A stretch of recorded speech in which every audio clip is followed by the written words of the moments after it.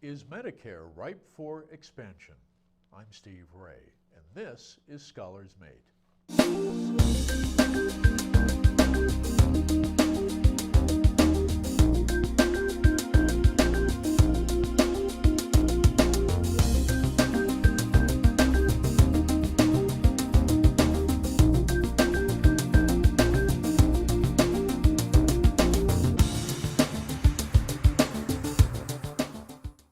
Hi, and welcome to Scholars Made. I'm your host, Steve Ray. Healthcare has been a major issue in the 2020 Democratic presidential race, with Medicare for All being the common theme, even though there's no consensus on what exactly that phrase means. But are Medicare's structure and finances ready for a significant expansion? Or will its future liabilities doom any attempt to expand the program? Joining us to discuss the issue is Robert Book, a health economist and senior research director at Libris Research. He is the Robert A. Levy Fellow in Law and Liberty at George Mason University. And he's also served as Senior Research Fellow in Health Economics at the Heritage Foundation, on the faculty of the Industrial College of the Armed Forces, as a Senior Associate for the Lewin Group, and as a research economist at the Center for Naval Analysis. And joining us via Skype is Gerald Friedman, a professor of economics at the University of Massachusetts at Amherst. He has been a correspondent on economics for television and other media outlets, and a consultant to labor unions. He has drafted funding plans for campaigns for single-payer health insurance in several states and for physicians for a national health plan. He received his PhD in economics from Harvard University. Gentlemen, thank you both for joining us. Thank you. Glad to have you here. Thank you for having me. So, Mr. Friedman, is Medicare ripe for expansion? Absolutely. And I think what we need to think about is that the real cost of healthcare in the United States is not just what we're paying for government taxes or paying out of pocket. It's the sum total of what we're spending, regardless of whether it's private or public money. Now, in the United States, compared to the rest of the world, we have an incredibly expensive and inefficient healthcare system that's distinguished because the United States, we've really been conducting an experiment in this country. You can think of it as 50 years trying out whether private for-profit healthcare can provide coverage for all Americans efficiently and successfully. And the result is a failure. We spend about twice as much as the average for advanced capitalist countries, yet we have shorter life expectancy than most, and the situation's getting worse. Our spending has increased much faster than the rest of the affluent world, while our life expectancy has been leveling off, increasing at a slower rate, so that nowadays we live 3 years shorter than Canadians, 4 years shorter than the French, while spending approximately twice as much. And the reason is because of the failure of our for-profit private delivery system. Medicare has been very successful at controlling costs. If all Americans were in the Medicare system, we would be spending significantly less money, even while providing coverage to all Americans, and the savings could easily cover all Americans without co-pays and deductibles. So, Mr. Book, how do you respond to Mr. Friedman's arguments and premise here? So the first thing I think is it's not when you're comparing life expectancy in different countries, you're not necessarily making an apples to apples comparison because countries are different culturally and in many other ways. So for example, if you adjust for homicides and traffic accidents, the United States actually has the longest life expectancy in the OECD. Now, he's right that in the last, say, since about 2014 when the ACA came into effect, the life expectancy has gone down a little bit. I don't know if that's because of the ACA, but the ACA certainly hasn't increased life expectancy at all, because we see a decrease. So I'm not sure that's necessarily the right measure of comparison. You can measure mortality, which of diseases that are diagnosed and treated, which is a more direct measure of the healthcare system, and for example, Canada has a 20% higher cancer mortality in the United States. Now, it's not because they don't know how to treat cancer, it's because they have a healthcare system that doesn't screen for cancer and do early detection as well as we do because it's expensive. So that's not part of the global budget they give each component of their healthcare system. They just don't do it. And then when they diagnose someone with cancer, they evaluate them whether it's treatable or untreatable. And untreatable doesn't mean you couldn't possibly be cured. It means that based on the treatments they have approved as sufficiently low cost, they don't expect it to be worth treating you. So if they designate you as untreatable, you're sent home to die, and if you're treatable, they put you on the waiting list. And then after you get out to the top of the waiting list, they evaluate again. And it turns out about 20% of people on the waiting list end up going from treatable to untreatable. And that explains the difference in cancer mortality and also explains why they spend 20% less treating cancer in Canada. So they do spend a lot less, that's true. But they do it at a cost of letting people die. I mean, not personally saying we don't care about you, you're going to die, but there is actually a very human cost. And if you're talking about things like non-fatal things like hip replacements and knee replacements, if you're a construction worker and you need a hip replacement and you need to wait a year and a half or 2 years to get it, that's a year and a half or 2 years that you're not working. And that lost income should be counted as the cost of the healthcare system, but it isn't, because it's not anyone taking out money and spending it on healthcare. It's just one person who's getting very, very poor because the healthcare system has to wait until there's a spot for him because they have a budget. So, Mr. Friedman, then, how do you answer that when you look at the comparative results of this type of system? Well, the best way to do those sorts of comparisons is what economists call longitudinal data. Look at the same population over time. Now, if you do that, Canada, which instituted its single-payer system around 1970, it varies a little bit by province, versus the United States since 1970. Back then, Canadians lived 1.5 years longer than us. Now they live 3 years longer than us. So they're doing better relative to themselves in the past compared to how we're doing. Now, yes, cancer is one area where we do better. In fact, of approximately 25 disease groups in a recent article in the Journal of American Medical Association, it's the only one where we do better. Take diabetes. Americans die of diabetes unnecessarily because we don't have access, too many Americans don't have access to insulin, and the price of insulin, a product that was developed and given to the world for free by Canadian doctors, is too high. They can't afford insulin, so they die. You go down the list of diseases, Americans do worse on virtually all of them. Yes, we're better at cancer. We're also better at trauma. We've had too much experience of warfare and homicide. And if you compare the United States with other countries, the pattern since 1970 is the same. We are doing worse relative to everybody else. Now, some of that maybe is opioids, but the great bulk of it is not. Americans also, by the way, are very good drivers. We have a much lower automobile mortality rate, and we also smoke less than other people do. So those are areas where American lifestyle's actually better. But despite that better lifestyle, we live shorter. By the way, the declining life expectancy of Americans, it's only true up to the 60s.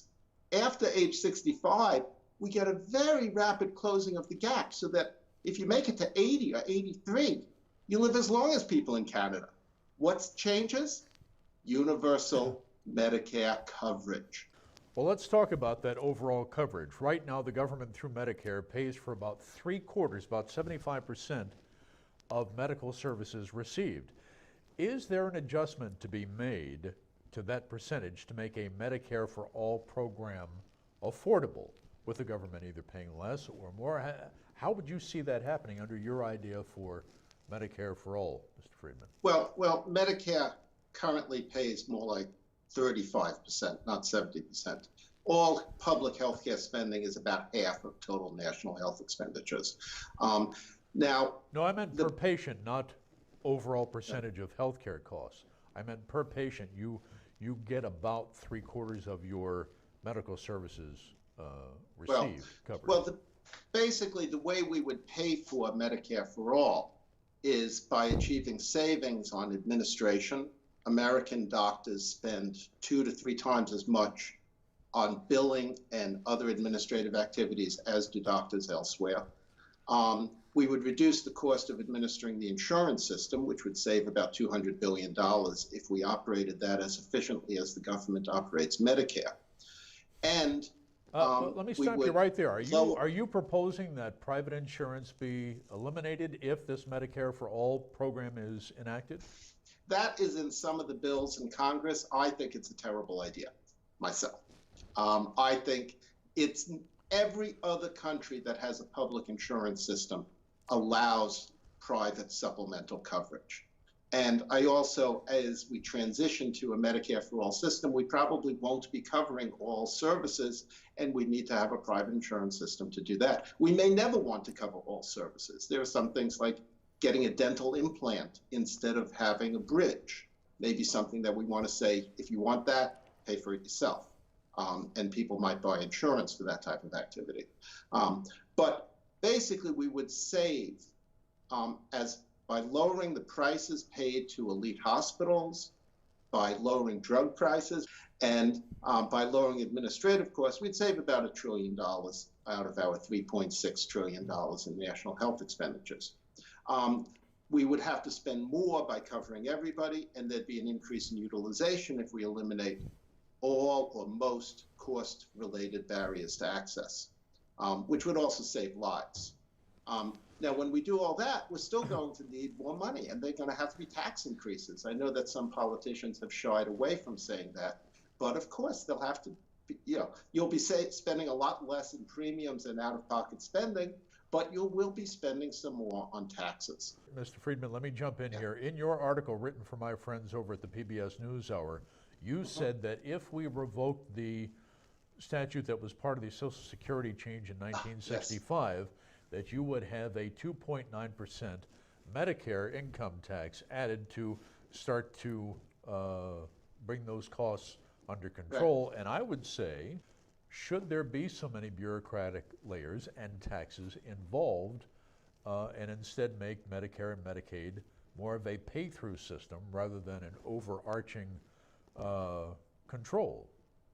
Well, if you want to look at levels of bureaucracy, try dealing with a health insurance company when you have an out-of-network bill.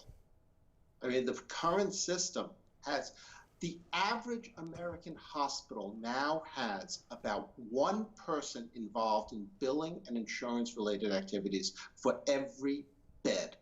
The first time I presented that statistic, I compared it to Toronto General Hospital, which has about the same size as Massachusetts General. They have 3 people who do billing in Toronto General. And one of those people bills the United States, Americans who go north for care. Massachusetts General now has over 450 people who do billing, compared to 3 in Canada, in Toronto General. So, Mr. Book, how do you respond to this premise, to this idea that comparatively Medicare is a lot easier to deal with than this Medicare for All idea? Well, let me go backwards and start with the one billing clerk per bed. I actually was asked to track that down a few months ago, and it turns out the studies that find those results count every administrative person in a hospital, including people who deal only with outpatient care, which does not involve the number of beds at all, and people dealing with appointments and medical records and scheduling and all of that. And I actually contacted the head of one of the hospitals, the vice president of administration at one of the hospitals cited in the study, and he says this is completely wrong. We have the equivalent of 18 people doing billing for the entire hospital, but yes, we have a lot of administrative people doing appointments and taking patients around and giving directions, doing all those same things, and those things would need to be done regardless of what kind of billing system you use. Yeah. As for the doctors spending most of the time spending time doing billing, if you take the billing out of the doctor's office, if you take administration out of the doctor's office, that doesn't mean it disappears, it just goes somewhere else. And people still need to be paid. Okay. The people who run the people who set the budgets in Canada for how much money each hospital gets are real people who are doing jobs and being paid. They're not technically doing billing, but what they're doing serves the same function of distributing funds throughout the system. Would a better alternative be to start with, say, the low-income beneficiary bracket? Make the improvements there, and then expand the program once you've made the tweaks to the program that we would hope would improve it. Well, that's a reasonable approach. The article you cited that was reposted in PBS, where I argued for the 2.9% payroll tax, that was extending existing Medicare to everybody. Another approach would be to build on the Medicaid system, which does provide comprehensive benefits, and extend that up the income ladder. Medicaid is very cheap. But unfortunately, part of the reason Medicaid is so cheap is because it seriously underpays doctors and hospitals. And there are many doctors who won't accept Medicaid patients because payments are so low. True. Both Medicaid and Medicare are more efficient. And by the way, the hospital number that I gave, that was based on my study of the census data and the categories reported there compared with the number of hospital beds nationwide. All right, so let's take some questions from our viewers. The first one is from a viewer by the name of Rosie Evans. She asks, what needs to be done to Medicare before it's ready for expansion? And we'll start with you. That's an interesting question. I think Medicare has a lot of issues it needs to address. One of the issues is Medicare actually has the highest claim denial rate among all the major payers. It's higher than all the top 5 private insurance companies. They have all sorts of coverage gaps that we discussed, and it's sort of like it can't respond to individual patient problems. If you talk about a bureaucracy, this is a bureaucracy that you don't have to spend much time dealing with because they're not even going to talk to you. In addition to that, there's their payment system, the way they choose the payments, the way they make payments to doctors and hospitals and other providers is not necessarily the most well-developed system. They sometimes will take a survey of 100 doctors and ask them to rate, is this procedure harder to do than that procedure? And they'll come out with a number and that will result in a payment. And it's sort of, it's That's very not medicine by public polling, is it? It kind of is. It's payment by polling the people who are going to get paid. And then dividing the money up among everybody based on a forecast on who's going to need what service. Okay, let's have Mr. Friedman answer the same question for Rosie. Again, what needs to be done in your mind to Medicare before it's ready for expansion? I would actually agree with a lot that was just said. We need to close many of the coverage gaps, the hospital stay gap, which is just a way of trying to save money, and the compensation formula, which is basically run by the American Medical Association, that's correct, is heavily tilted towards specialists and away from primary care. Let's go to the second question. This one is from Samuel Garcia. If Medicare were expanded, could we expect it to look like VA hospitals, like Veterans Affairs facilities? No. The Veterans Administration is basically like the National Health Service in Britain. The government employs doctors. People go and they get care through government's civil servants. We're not talking about that. We're talking about a privately run system where hospitals and doctors would remain, privately employed individuals. And it's just that the insurance function, which is now handled by some more than 1,000 private insurance companies throughout the country, would all be handled, or mostly be handled through the government, through a government agency. If the government's going to cover everybody, the government's going to need a lot more administrative expenses. And if you look at all these studies that say Medicare is administered more efficiently, what they do is they take the administration costs and divide it by the amount they spend on care, and they report a percentage of dollars, and then compare that to a similar figure for private insurance. But Medicare patients, since they're old and disabled, have higher average cost per patient, so of course they're going to look better. If you look at the number of dollars per patient, it's really about the same. So I wouldn't expect there to be a massively inflated bureaucracy to replace to do what private sector is doing now, and I'm pretty sure it wouldn't be cheaper. I suspect it would be more expensive. Okay, now it's time for Answer This, where each guest asks a question directly to the other, and we'll start with you, Mr. Friedman. Oh, well, I wonder, how do you explain the rising gap between U.S. life expectancy and other countries in the context that the U.S. spends more and more relative to other countries, so that now we're spending about twice what the average in the OECD spends, even though we've gone from average life expectancy to well below average? So there's a couple of different factors. One is, unfortunately, we have relatively more homicides, which is nothing to be proud of, but it's not really about the health system. That's about people's behavior and people's morals. There are other factors as well, like we have a lot of, we count infant mortality differently. Any baby born with any sign of life in the US is counted as a live birth, even if the baby dies 20 minutes later. Other countries have different rules. Sometimes you have to live for an hour, sometimes you have to be a certain weight or a certain length, and we also have many more high-risk pregnancies because we do a lot more fertility treatment. So our infant mortality rate is a lot higher, but it's because we're doing different things, and we're counting the data differently. So it used to be that people would say infant mortality is the most sensitive measure of a healthcare system, and that used to be true. But now with higher maternal age and greater fertility treatments, and with a different attitude towards trying to save as many high-risk babies as we can, and we save some of them, but not all of them, unfortunately, we end up with a higher infant mortality rating because we have a better system and spend more money. So we spend a lot of money, we save some percentage of the babies, but not all of them. So, and that's putting a lot of zero and near zero values into the life expectancy status data as well. If you put a whole bunch of zeros in there, you're going to bring down the average. If you measure the life expectancy at age 20, you're going to get a much different comparison.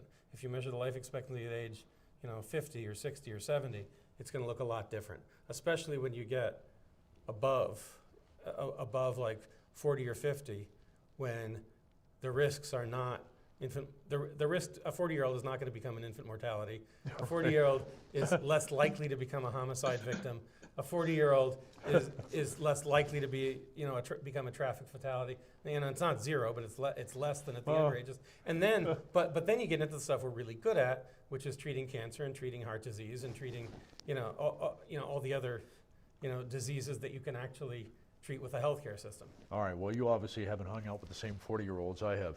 The a 40-year-old infant mortality? No, just kidding. That would be just tough. kidding. Just the cost. That would be very impressive. So, Mr. Book, your question for Mr. Friedman, please. So my question is, I read your article, and you're proposing taking something that's very similar to the existing Medicare system and expanding that to everybody, and you said that Medicare pays on average 22% less than private insurance for the same service.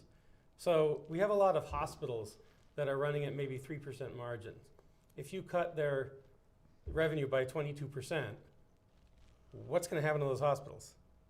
Okay, well, first of all, they're different hospitals. The 22% is targeted at the elite teaching hospitals that have been forming these powerful networks. In Massachusetts, for example, the Partners system, which was formed by the Harvard teaching hospitals, and they've gone around buying up hospitals elsewhere in the state. They charge 4 to 5 times as much for the same services as do other hospitals. You get to Pittsburgh, University of Pittsburgh Medical System controls a majority of the hospitals in the area, majority of hospital beds. They now have their own insurance system. And they've also bought up most of the or majority of the physician practices in there. And they charge outrageous prices. Northern California is very monopolized by a few hospitals. They're charging outrageous prices. This is a relatively new development. If you go back 15 years ago, Medicare was not paying significantly less than private insurance.